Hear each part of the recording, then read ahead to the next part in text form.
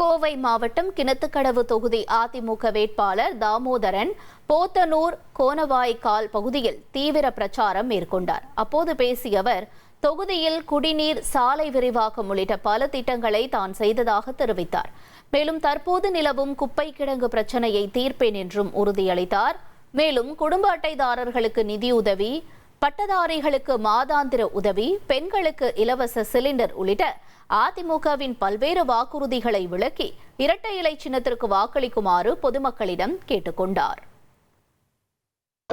Bus stand கட்டி பாதியில் நிக்குது. 5 வருஷம் நம்ம வேலுமணி ஒவ்வொரு தடவையும் சட்டசபையில் பேசும்போது நான் கட்டி இருக்கிற பஸ் ஸ்டாண்டின் திறப்பையா இல்லையான பதிலே இல்லை. அதே போல குப்பை கிடங்கு, இந்த 2 பிரச்சனையும் நிரந்தரமாக நம்முடைய எடப்பாடியார் வந்தால் தீர்வு காணப்படும் என்ற உறுதியினை இந்த நேரத்தில் தெரிவித்துக் கொள்கிறேன். அதனால் நல்ல திட்டங்கள் எல்லாம் இங்கே வர நீங்கள் இரட்டை இலை சின்னத்தில் வாக்களித்து பெருவாரியான வாக்கள் வித்தியாசங்களை வெற்றி பெற செய்ய வேண்டும் என்று உங்கள் அனைவரையும் பணிவன்போடு கேட்டுக்கொண்டு விடைபெறுகிறோம். இனி செல்லும் இடமெல்லாம் செய்தி. தந்தை டிவியின் வாட்ஸ்அப் சேனலை ஃபாலோ பண்ணினா செல்ல இருக்கும் இடமெல்லாம் செய்தி. இதோ QR கோட், இப்பவே ஸ்கேன் பண்ணுங்க, ஃபாலோ பண்ணுங்க.